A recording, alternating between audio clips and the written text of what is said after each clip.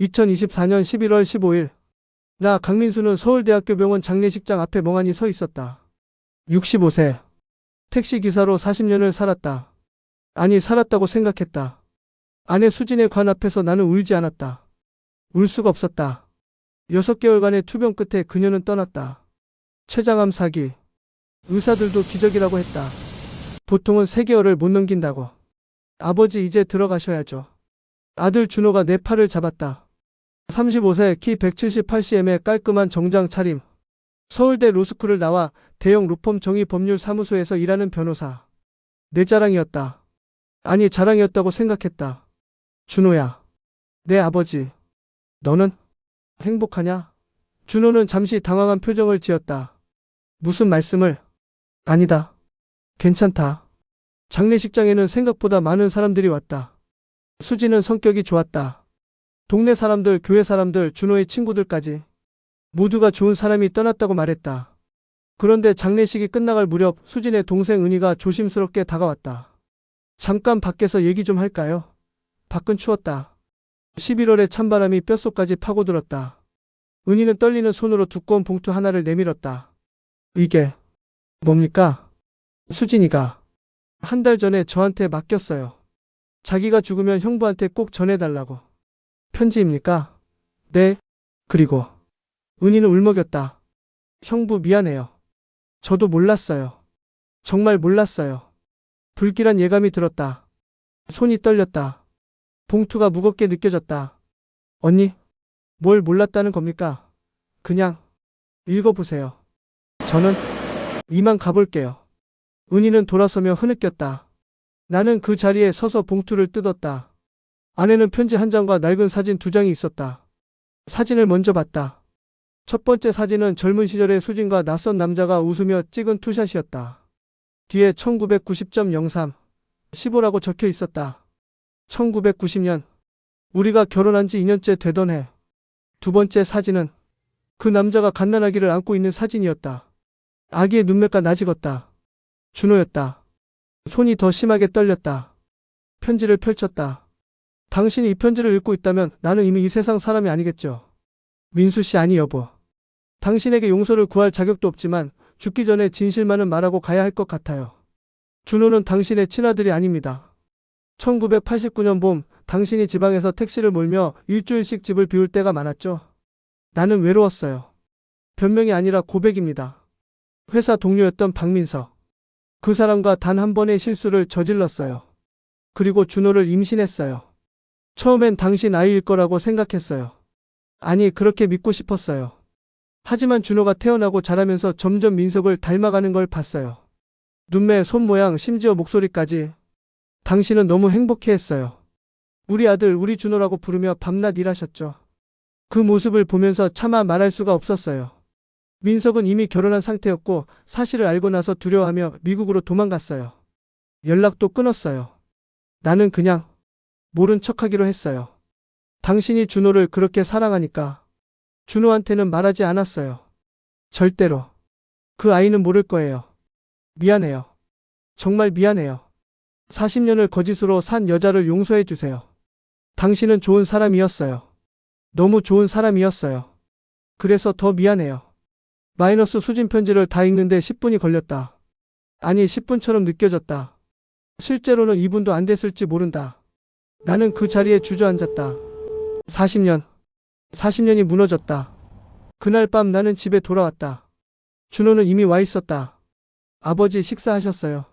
제가 쭉 끓였어요. 드세요. 나는 준호의 얼굴을 빤히 쳐다봤다. 처음으로 제대로 쳐다보는 것 같았다. 눈매, 코, 입매. 닮지 않았다. 나와 전혀 닮지 않았다. 어떻게 35년 동안 몰랐을까? 아니, 보고 싶지 않았던 걸까? 아버지? 왜 그러세요? 준호야. 네? 내 혈액형이 뭐지?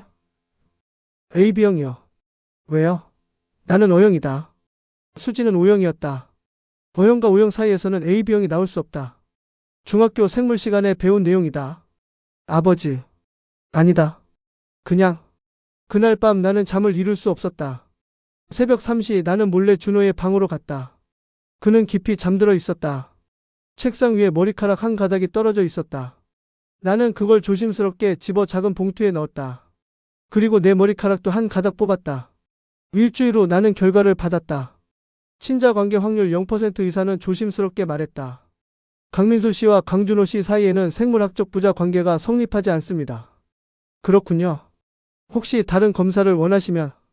아니요. 됐습니다. 병원을 나오면서 나는 울지 않았다. 울 수가 없었다. 가슴이 텅 비어버린 것 같았다. 40년.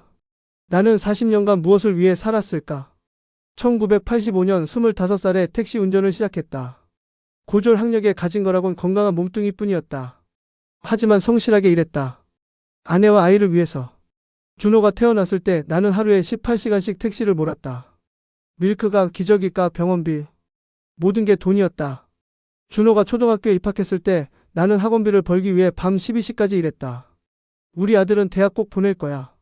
그게 내 꿈이었다. 준호가 고등학교에 들어갔을 때 나는 허리 디스크가 왔다.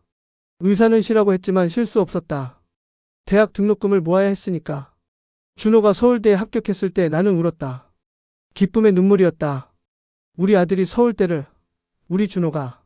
로스쿨 3년 동안 나는 은행 대출을 받았다. 5천만 원. 등록금과 생활비. 준호는 아버지 제가 나중에 갚을게요라고 했다.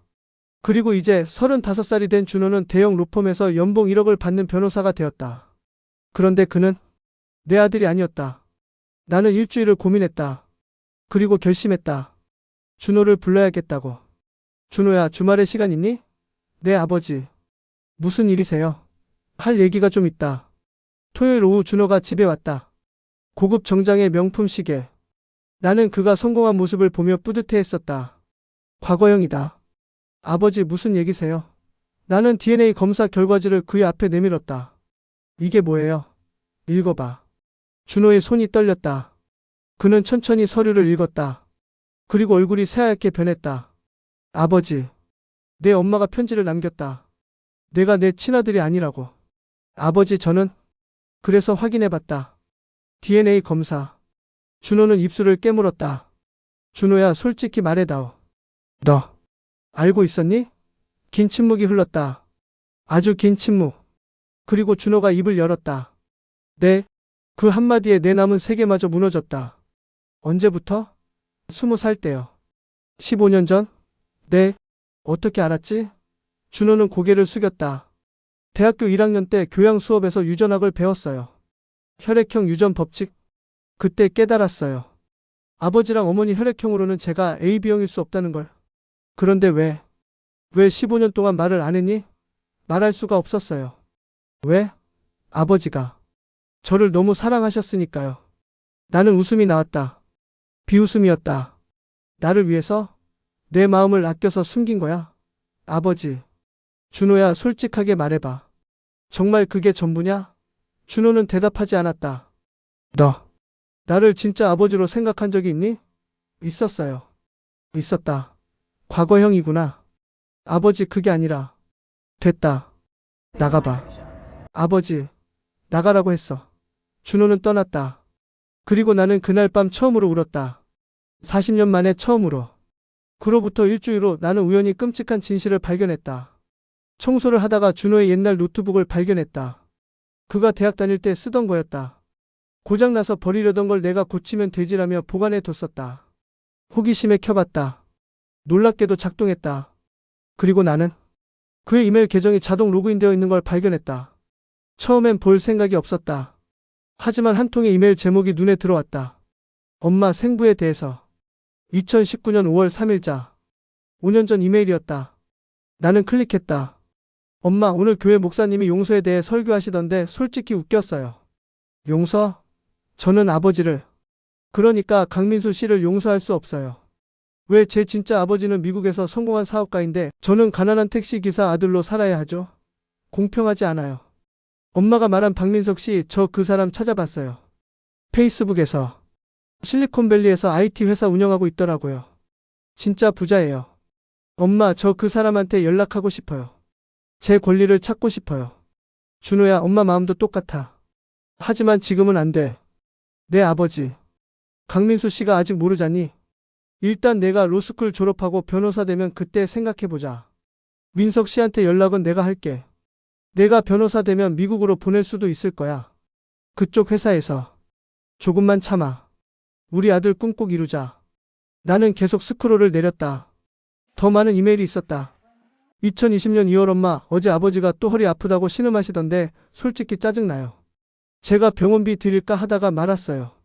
어차피 제 친아버지도 아닌데 왜 제가? 2021년 7월 엄마, 로펌에서 첫 월급 받았어요. 1억.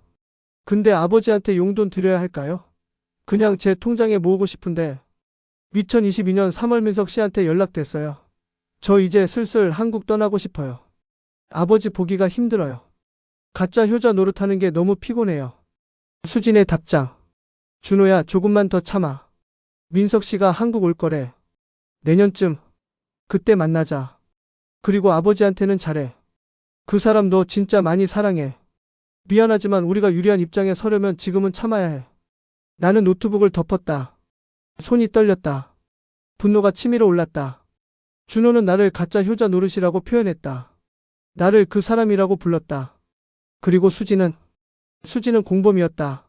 나는 더 파고들기 시작했다. 다음날 나는 은행에 갔다. 그리고 내 계좌 내역을 출력했다. 최근 5년치. 이상한 점이 있었다. 2022년 6월 500만원 출금. 2022년 9월 700만원 출금. 2023년 1월 1000만원 출금. 2023년 5월 1500만원 출금. 2023년 10월 1300만원 출금. 총 5000만원. 나는 이 돈을 출금한 기억이 없었다. 은행원에게 물었다. 이 출금 내역들 제가 직접 한 건가요? 고객님 통장과 도장으로 처리된 거라서요. CCTV 영상 남아있나요? 2년 전까지는 남아있을 겁니다. 영상을 확인했다. 2022년 6월 출금 영상에는 준호가 나왔다. 내 도장을 들고 은행에 온 준호. 나는 바로 경찰서 가서 횡령으로 고소하고 싶었다. 나는 사립탐정을 고용했다. 50만원짜리 기본 패키지. 강준호라는 사람을 조사해주세요. 제 아들입니다. 아들을요? 네. 그의 일상, 교우관계, 특히 재정상태를 알고 싶습니다. 위주 탐정의 두꺼운 파일을 들고 왔다. 강민수 씨 앉으세요. 이거 좀 충격적일 수 있습니다. 괜찮습니다. 아드님이 주식 투자를 하고 계시더군요. 주식요? 네. 그런데 손실이 엄청납니다. 5천만 원을 투자했는데 현재 잔액이 200만 원입니다. 뭐라고요? 그리고 대출도 받으셨어요. 여러 곳에서. 총액이. 탐정은 숨을 고르고 말했다. 1억 2천만 원입니다. 1억 2천? 근데 이상한 점이 있어요. 대출 명의가. 설마. 네. 강민수 씨 당신 명의입니다. 나는 그 자리에서 쓰러질 뻔했다. 어떻게? 내 명의로? 아마 인감도장과 신분증 사본을 불법으로 사용한 것 같습니다. 이건 명백한 범죄입니다. 더 있습니까? 네. 안타깝지만. 탐정은 또 다른 서류를 꺼냈다. 아드님이 최근 부동산 중개업소를 여러 군데 다녔습니다. 당신 소유의 아파트 시세를 알아보더군요. 내 아파트를? 네. 그리고 지인들과의 대화 중에 탐정은 휴대폰을 꺼내 녹음 파일을 재생했다. 준호의 목소리가 들렸다. 야, 근데 진짜 내 입장도 생각해봐. 40년 동안 친아버지 아닌 사람 아버지로 모시고 살았어. 이게 쉬운 일이야.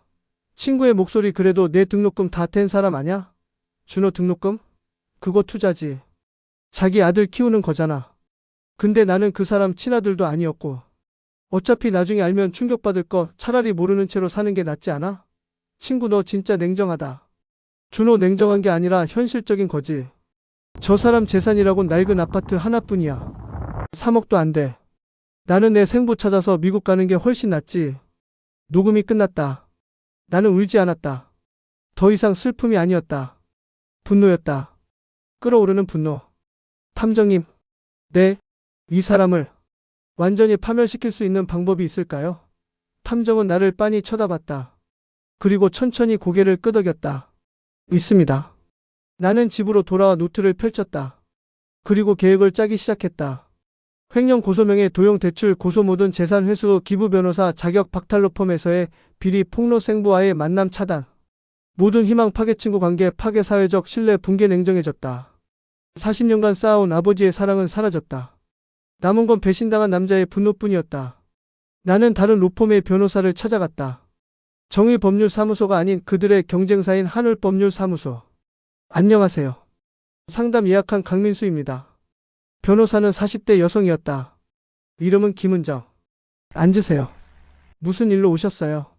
나는 모든 이야기를 했다. 수진의 편지, DNA 검사, 준호의 이메일 횡령명의 도용. 전부. 김 변호사는 들으면서 점점 표정이 굳어갔다. 이건 정말 심각한 사안입니다. 고소할 수 있을까요? 당연하죠. 횡령죄, 사문서 위조죄, 사기죄가 성립합니다. 변호사가 이런 짓을 했다면 징계도 피할 수 없어요. 어느 정도 형량이 나올까요?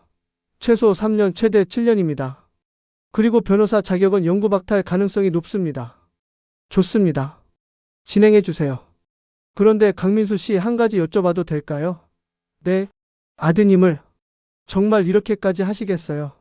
아무리 배신당했어도 35년을 함께 산 사이잖아요.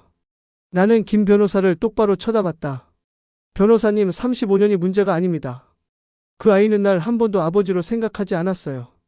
가짜 효자 노릇이라고 표현했습니다. 나는 이용당한 겁니다. 그리고 가장 충격적인 건 그 아이가 미안해하지 않는다는 겁니다. 후회도 없어요. 그저 들키지 않았으면 좋았을 거라고 생각하는 거죠. 김 변호사는 고개를 끄덕였다. 알겠습니다. 제가 최선을 다하겠습니다. 동시에 나는 박민석을 찾기 시작했다. 탐정이 준 정보에 따르면 박민석은 현재 미국 샌프란시스코에 살고 있었다. NEXUSTCHN OLOGY라는 IT 회사의 CEO. 연봉 50만 달러. 나는 그에게 이메일을 보냈다. 제목, 당신의 아들에 대하여. 박민석 씨, 제 이름은 강민수입니다. 당신이 1992년에 한국에 남기고 간 아들 강준호를 35년간 키운 사람입니다. 놀라셨습니까? 아마 그럴 겁니다. 당신은 도망쳤으니까요. 임신한 여자를 두고 미국으로. 강준호는 이제 35살입니다. 변호사가 되었습니다. 그리고 당신을 찾고 있습니다. 당신의 재산을 노리고 있죠. 이 이메일을 보내는 이유는 간단합니다. 경고입니다. 준호는 당신을 기회로 봅니다. 아버지가 아니라 돈줄로 봅니다. 제가 35년간 지켜본 그 아이는 누구도 진심으로 사랑할 줄 모릅니다. 그가 당신에게 연락하면 거절하십시오. 당신의 가정을 지키십시오. 당신이 30년 전에 했어야 할 책임을 지금 지라고 강요하지 않겠습니다. 그저 경고만 합니다. 준호는 위험합니다. 강민수 3일 후 답장이 왔다. 강민수 씨, 솔직히 말하겠습니다. 나는 그 일을 평생 후회하며 살았습니다. 하지만 지금 나에게는 아내와 2딸이 있습니다. 그들이 이 사실을 알면 내 가정은 무너집니다. 나는 강준호를 만날 생각이 없습니다. 인정할 생각도 없습니다. 만약 그가 법적으로 친자 확인을 요구하면 거부하겠습니다. 내 변호사 팀이 막을 것입니다. 당신에게 피해를 준 건 미안합니다. 하지만 나는 이제 다른 인생을 살고 있습니다. 제발 나를 이 일에 끌어들이지 마십시오. 박민석 완벽했다. 민석은 준호를 거부했다. 준호의 마지막 희망이 무너진 것이다. 탐정은 계속 조사했다. 그리고 놀라운 사실을 발견했다. 준호는 정의법률사무소에서 일하면서 몇 가지 비리를 저질렀다. 2022년 한 재산 분쟁 사건에서 상대방 변호사와 짜고 증거를 조작했다. 2023년 의뢰인으로부터 5천만 원을 성공 보수로 받고도 신고하지 않았다. 탈세였다. 2024년 대형 건설사로부터 뒷돈 3천만 원을 받고 불리한 증언을 숨겼다. 탐정은 모든 증거를 수집했다. 통화 녹음, 계좌 이체 내역, 증인 진술. 이 정도면 변호사 협회에 징계 청구할 수 있습니다. 바로 진행해 주세요. 모든 준비가 끝났다. 이제 마지막 단계만 남았다. 나는 준호에게 전화했다. 준호야, 아버지다. 아버지. 그의 목소리는 조심스러웠다. 이번 주 토요일에 시간 있니? 네, 있습니다. 집으로 와라. 할 얘기가 있다. 무슨 얘긴데요? 와서 들어봐. 중요한 거다. 토요일 준호가 왔다. 그는 긴장한 표정이었다. 앉아라. 네. 나는 커피를 내왔다. 준호는 여전히 불안한 얼굴이었다. 준호야. 내 아버지. 아버지가 이제 많이 늙었구나. 무슨 말씀을? 65살이면 많이 늙은 거지. 택시도 이제 그만둘 때가 됐어. 준호는 조금 긴장을 풀었다. 그리고 말이다. 나는 심호흡을 했다. 이 아파트 말이야. 준호의 눈이 반짝였다. 네? 너한테 주려고. 정말요? 그래. 아버지 죽고 나서 상속받는 것보다 살아있을 때 증여하는 게 낫잖니. 세금도 덜 내고. 준호의 얼굴에 기쁨이 번졌다. 그는 감격한 척했다. 아버지, 감사합니다. 정말. 그래. 다음 주에 등기소 가자. 명예 이전하게. 네, 꼭 효도할게요, 아버지. 그 순간 나는 준호의 눈을 봤다. 그 안에는 사랑이 없었다. 오직 탐욕만 있었다. 이제 됐다. 월요일 아침 준호는 출근했다. 그리고 로펌 사무실에서 기다리고 있던 검찰 수사관들을 만났다. 강준호 변호사님이십니까? 네. 그런데요? 횡령 사문서 위조 사기 탈세 혐의로 긴급 체포합니다. 변호인을 선임하실 권리가 있습니다. 준호는 그 자리에서 무릎이 꺾였다. 뭐라고요? 수갑이 채워졌다. 로펌의 모든 직원들이 지켜보는 가운데 같은 시각 변호사협회에서는 징계위원회가 열렸다. 준호의 비리 증거가 제출되었다. 그리고 나는 집에서 TV를 보고 있었다. 뉴스에서 준호의 체포 소식이 나왔다. 명문 로펌 변호사 횡령 및 증거 조작 혐의로 구속. 나는 웃지 않았다. 단지 차를 한 모금 마셨다. 구치소 접견실. 준호는 수척해져 있었다. 일주일 만에 스케이즈는 빠진 것 같았다. 아버지. 나는 그를 빤히 쳐다봤다. 왜 이러시는 거예요? 왜요? 왜냐고? 제가 뭘 잘못했어요. 나는 가방에서 서류 뭉치를 꺼냈다. 그리고 하나씩 그의 앞에 던졌다. 첫째, 내가 내 통장에서 빼돌린 5천만 원 내역. 아버지. 둘째, 내 명의로 불법 대출받은 1억 2천만 원 증거. 저는. 셋째, 내가 엄마랑 주고받은 이메일. 가짜 효자노로 피곤하다던 그 이메일. 준호의 얼굴이 창백해졌다. 넷째, 내 친구들한테 한 말. 저 사람 재산이라곤 낡은 아파트 하나뿐이라던 그 말. 아버지. 저는. 다섯째, 내가 로펌에서 저지른 비리들. 증거 조작, 뇌물수수, 탈세. 나는 마지막 서류를 꺼냈다. 그리고 이건. 박민석이 너를 거부한다는 편지다. 뭐? 내 생부 말이야. 내가 연락했다. 너에 대해 경고했지. 그리고 그는 너를 만날 생각이 없대. 인정할 생각도 없고. 준호의 눈에서 눈물이 흘렀다. 왜 이러세요? 왜냐고? 나는 차갑게 웃었다. 너는 40년을 물었다. 나한테서. 피를 빨아먹었어. 그리고 뒤통수를 쳤지. 아버지, 잘못했어요. 제가 정말 잘못했어요. 이제 와서 아버지? 너는 날 한 번도 아버지로 본 적이 없잖아. 아닙니다. 저는. 준호야. 나는 일어섰다. 너는 이제 끝이야. 변호사 자격 박탈, 징역형, 정과자. 그리고 생부도 너를 거부했어. 너한테 남은 건 아무것도 없어. 아버지. 제발. 그리고 유산 기대는 하지 마. 내 아파트는 이미 팔았다. 3억 2천만 원. 전부 고아원에 기부했어. 준호는 그 자리에서 무너졌다. 아버지. 나는 내 아버지가 아니다. 한 번도 아니었어. 너도 그렇게 생각했잖아. 나는 돌아섰다. 아버지. 준호의 울부짖음이 들렸다. 하지만 나는 돌아보지 않았다. 3개월 후 재판이 열렸다. 검사는 징역 7년을 구형했다. 피고인은 변호사라는 신분을 이용해 다수의 범죄를 저질렀습니다. 특히 자신을 35년간 키운 피해자를 상대로 한 범행은 매우 악질적입니다. 준호의 변호사는 선처를 호소했다. 피고인은 깊이 반성하고 있습니다. 젊은 나이에 인생이 무너진 만큼 재기의 기회를. 하지만 판사는 냉정했다. 피고인 강준호는 변호사로서의 윤리를 저버렸을 뿐 아니라 인간으로서의 도리마저 저버렸습니다. 피해자인 강민수 씨의 진술에 따르면 피고인은 35년간의 은혜를 배신으로 갚았습니다. 판결이 내려졌다. 피고인을 징역 5년에 처한다. 그리고 변호사 자격을 영구 박탈한다. 준호는 그 자리에서 쓰러졌다. 나는 방청석에서 그 모습을 봤다. 아무 감정도 들지 않았다. 준호는 교도소에서 끊임없이 편지를 보냈다. 첫 번째 편지. 아버지, 제가 잘못했습니다. 평생 후회하며 살겠습니다. 제발 용서해 주세요. 나는 읽지 않고 태웠다. 두 번째 편지. 아버지, 제가 출소하면 평생 아버지를 모시겠습니다. 진심입니다. 역시 태웠다. 세 번째 편지. 아버지, 저는 교도소에서 매일 울고 있습니다. 제가 얼마나 큰 실수를 했는지 깨달았습니다. 아버지가 저한테 얼마나 큰 사랑을 주셨는지. 태웠다. 10번째 편지. 아버지, 저는 이제 아무것도 바라지 않습니다. 그저 한 번만 만나주세요. 얼굴 한 번만 보고 싶습니다. 태웠다. 모든 편지를 불태웠다. 하나도 남기지 않았다. 나는 서울을 떠났다. 충청남도의 작은 시골 마을로 이사했다. 거기서 작은 국밥집을 차렸다. 민수네 국밥. 하루에 손님 20명 정도 오는 작은 식당이었다. 충분했다. 새벽 5시에 일어나 육수를 끓였다. 솥뼈를 12시간 동안 고아 만든 진한 국물. 손님들은 맛있다고 했다. 사장님, 국물이 정말 진하네요. 감사합니다. 혼자 하세요? 가족은 없어요? 없습니다. 아, 그러시구나. 힘드시겠어요. 힘들지 않았다. 오히려 홀가분했다. 밤에는 혼자 소주를 마셨다. TV를 보다가 잠이 들었다. 꿈도 꾸지 않았다. 준호가 가석방 신청을 했다는 소식을 들었다. 모범수로 복역 중이라고. 교도소 측에서 나한테 연락이 왔다. 피해자이신 강민수 씨의 의견을 듣고 싶습니다. 가석방에 동의하십니까? 아니요. 그러시면 가석방이 어려워질 텐데요. 상관없습니다. 5년을 채워야죠.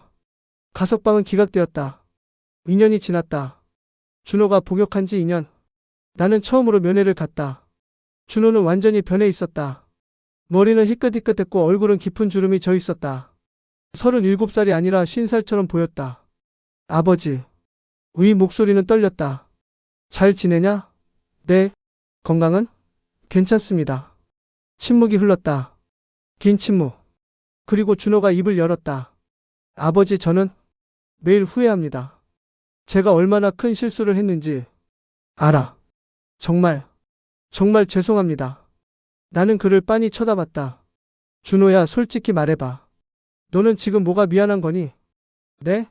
들켰다는 게 미안한 거니? 아니면 진짜 내게 잘못했다는 게 미안한 거니? 준호는 대답하지 못했다. 너는 지금도 몰라. 내가 뭘 잘못했는지. 아닙니다. 넌 35년 동안 나를 이용했어. 그게 문제가 아니야. 문제는 넌 그게 잘못된 줄도 몰랐다는 거지. 넌 당연하다고 생각했어. 어차피 친아버지 아니니까 날 이용해도 괜찮다고. 준호는 고개를 숙였다. 아버지, 나는 너를 용서하지 않을 거다. 죽을 때까지. 그리고 내가 출소해도 날 찾지 마. 나는 이제 다른 인생을 살고 있어. 나는 일어섰다. 아버지, 제발. 잘 살아라, 준호야. 아니, 강준호. 나는 돌아섰다. 그리고 다시는 뒤돌아보지 않았다. 5년이 지났다. 준호가 출소했다. 나는 소식을 들었지만 아무것도 하지 않았다. 한 달 후 탐정에게서 연락이 왔다. 강민수 씨, 준호가 지금 편의점 야간 알바를 하고 있습니다. 그렇군요. 전과자의 변호사 자격까지 박탈당해서 제대로 된 일자리를 못 구하나 봅니다. 그럴 거예요. 그리고 박민석이 완전히 연락을 차단했습니다. 법적으로 친자 관계도 거부했고요. 알겠습니다. 더 조사할까요? 아니요. 이제 됐습니다. 준호는 철저하게 파괴되었다. 경제적으로, 사회적으로, 심리적으로. 그것으로 충분했다. 그로부터 6개월 후 나는 서울에 장 보러 갔다가 우연히 준호를 봤다. 편의점 앞에서 담배를 피우고 있었다. 야간 근무복을 입은 채. 그는 나를 보지 못했다. 나는 그냥 지나쳤다. 그리고 생각했다. 저게 내가 40년을 바친 결과구나. 슬프지 않았다. 화도 나지 않았다. 그저 텅 빈 느낌이었다. 여전히 국밥집을 운영하고 있다. 단골 손님들이 생겼다. 동네 사람들과 인사하며 산다. 사장님, 오늘 국밥 진짜 맛있네요. 감사합니다. 가족은 안 계세요? 없습니다. 외롭지 않으세요? 아니요. 괜찮습니다. 실제로 괜찮았다. 더 이상 누구도 믿지 않았고 누구도 사랑하지 않았다. 그래서 배신당할 일도 없었다. 어느 날 밤 폐점하고 혼자 소주를 마시는데 문자가 왔다. 아버지, 준호입니다. 5년 만에 연락드립니다. 아버지, 저는 지금. 나는 문자를 끝까지 읽지 않고 삭제했다. 그리고 번호를 차단했다. 다음 날도 그 다음 날도 문자가 왔다. 모두 차단했다. 어느 날은 준호가 직접 찾아왔다. 가게 앞에 서 있었다. 아버지. 나는 그를 쳐다보지도 않았다. 주방에서 육수를 저으며 말했다. 손님 아니시면 나가주세요. 영업 방해입니다. 아버지. 저예요. 준호. 모르는 사람입니다. 나가주세요. 준호는 한참을 서 있다가 결국 떠났다. 어깨가 축 처져 있었다. 나는 아무렇지도 않게 육수를 저었다. 건강이 나빠졌다. 의사는 폐암 2기라고 했다. 얼마나 남았습니까? 치료하면 2년 정도. 치료 안 하면요? 6개월에서 1년입니다. 치료 안 하겠습니다. 가족분과 상의는? 가족 없습니다. 나는 국밥집을 계속 운영했다. 아프지만 할 수 있었다. 3개월 후 준호가 다시 찾아왔다. 이번에는 달랐다. 무릎을 꿇었다. 아버지, 제발 한 번만 용서해 주세요. 손님들이 쳐다봤다. 나는 차갑게 말했다. 나가세요. 아버지, 경찰 부르기 전에 나가라고요. 준호는 울면서 떠났다. 그날 밤 단골 손님 한 분이 물었다. 사장님, 아까 그 사람 아들 아니었어요? 아닙니다. 근데 아버지라고. 착각이겠죠. 나는 병원 침대에 누워 있었다. 이제 일어날 수도 없었다. 간호사가 물었다. 연락할 가족분이 없으세요? 없습니다. 정말 아무도요? 네. 그날 밤 준호가 병원에 나타났다. 어떻게 알았는지. 아버지. 나는 눈을 감았다. 보고 싶지 않았다. 아버지, 제발. 제발 한 번만 봐주세요. 나가. 아버지, 저 정말 후회하고 있어요. 매일매일 지옥 같았어요. 넌 아직도 몰라. 네? 나는 가까스로 눈을 떴다. 그리고 준호를 쳐다봤다. 너는 아직도 내가 뭘 잃었는지 몰라. 아버지, 넌 40년짜리 사랑을 잃었어. 그걸 배신으로 갚았지. 죄송합니다. 정말 미안하다고 돌아오는 게 아니야. 사랑은. 나는 숨을 헐떡였다. 나가. 아버지, 나가라고. 다신 오지 마. 준호는 울면서 떠났다. 나 강민수는 내 모든 재산을 희망고아원에 기부한다. 단 한 푼도 강준호에게 가지 않기를 바란다. 그리고 강준호에게 한마디 남긴다. 너는 평생 후회하며 살 것이다. 그게 내 마지막 복수다. 준호는 그 자리에서 무너졌다. 준호는 그 후로도 계속 살았다. 편의점 알바를 하고 가끔 막노동을 했다. 전과자의 변호사 자격 박탈, 아무도 그를 고용하지 않았다. 밤에는 원룸에 혼자 앉아 있었다. 벽에는 어린 시절 아버지와 찍은 사진이 붙어 있었다. 아빠 어깨 태워줘. 그래, 우리 아들. 웃고 있는 두 사람. 행복했던 시절. 준호는 그 사진을 보며 매일 울었다. 그는 이제 알았다. 자신이 무엇을 잃었는지. 40년짜리 사랑. 돈으로 살 수 없는 것. 다시는 돌아올 수 없는 것. 그는 평생 후회하며 살았다. 지옥은 죽어서 가는 게 아니었다. 지금 여기가 지옥이었다. 복수는 칼이 아니라 후회로 하는 것이다. 상대방이 평생 무엇을 잃었는지 깨닫게 만드는 것. 그것이 가장 잔인한 복수다.